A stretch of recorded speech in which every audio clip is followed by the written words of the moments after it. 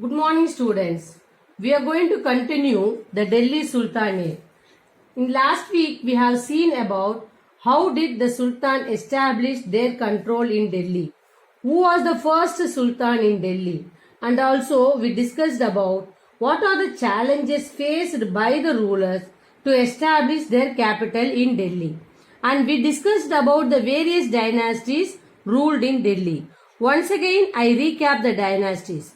The dynasties are Slave Dynasty or Mamluk Dynasty, Khalji Dynasty, Tughlaq Dynasty, Sayyid Dynasty and Lodi Dynasty. Qutbuddin Aibak was the first Sultan of Delhi and also he was the founder of Slave Dynasty. And we have discussed about the important rulers of Slave and Khalji Dynasty. We have thoroughly discussed about Razia Sultana and her braveness. Now, in this session, we are going to discuss about Tughlaq Dynasty, Sayyid Dynasty and Lodi Dynasty. Ghiyasuddin Tughlaq was the founder of Tughlaq Dynasty. Tughlaq Dynasty ruled from 1320 to 1324. One of the major tasks of Ghiyasuddin as the Sultan was to recover the territories that the Sultanate had lost during the turmoil following the death of Alauddin. Turmoil means confusion in countries. Ghiyasuddin Tughlaq laid the foundation of the city Tughlaqabad near Delhi. He ascended the throne with the title of Muhammad bin Tughlaq in 1325. Ghiyasuddin Tughlaq ascended the throne in the title of Muhammad bin Tughlaq.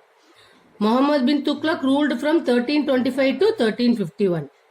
Muhammad bin Tughlaq was a learned man, yet he was a person of cruelty.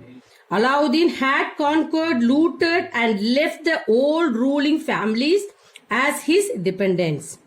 Muhammad bin Tughlaq dreamed of making the whole of subcontinent his domain. With a view of facilitating extending sovereignty, Ghiyasuddin Tughlaq shifted his capital from Delhi to the center of the kingdom named Devagiri. He also changed its name to Daulatabad. He changed Devagiri to Daulatabad. When Muhammad himself decided that the move was a mistake, then he found his mistake of changing the capital. He ordered a return to Delhi as the capital again. Tughlaq changed the Alauddin system of revenue collection. When he discovered that the stock of coin and silver were inadequate for minting, he issued token currency in copper. Counterfeiting means resemble closely, became order of the day, and as a result, the entire revenue system was collapsed.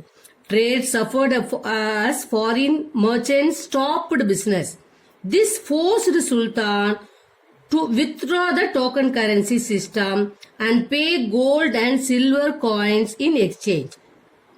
This move led the state to become bankrupt. Bankrupt means declared in law as unable to pay their debts. Debts means due. This move led the state to become bankrupt. Tughlaq increased land tax to the Doab region. Doab region means that is South Asia part, land lying between two converging. Tughlaq ruled as Sultan for 25 years. During his reign means period, the ruler ruled. He had to face many revolt of the provincial governors. Tughlaq died on 23 March 1351. Then Firoz Shah Tughlaq. Firoz Shah Tughlaq was the son of Ghiyasuddin Tughlaq. Firoz Shah Tughlaq was the son of Ghiyasuddin Tughlaq. He also showed no interest in reconquering the southern provinces. Firoz rewarded Sufis and other religious leaders. He also created charities to aid poor Muslims, built colleges, mosques and hospitals. He banned inhuman punishment, and abolished taxes not recognized by Muslim law.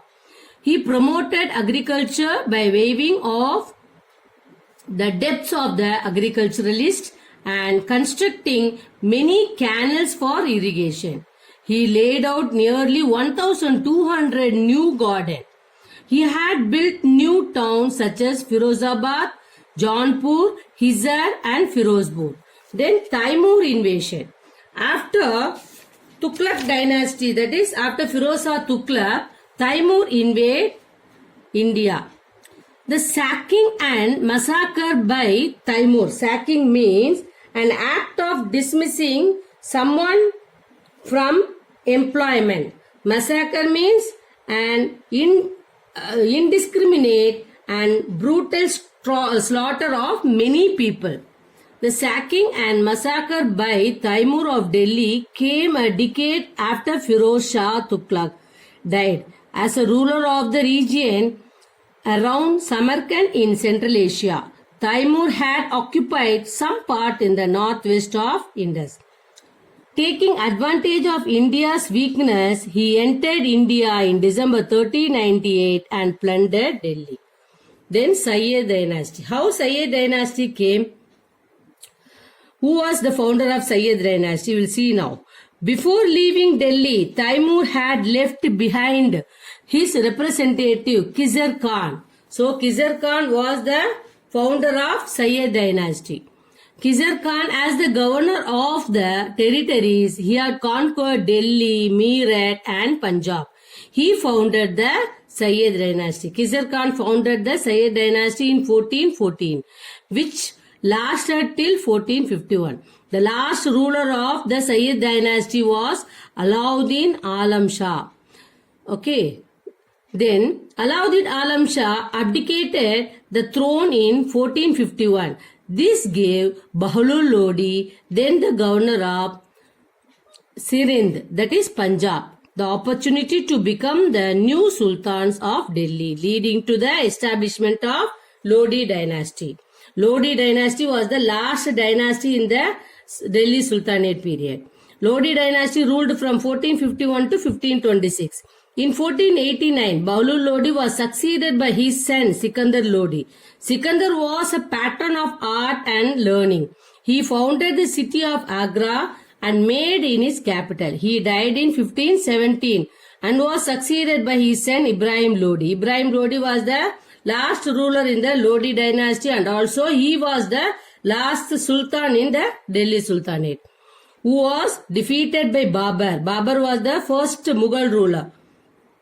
In 1526, in the Panipat at the battle.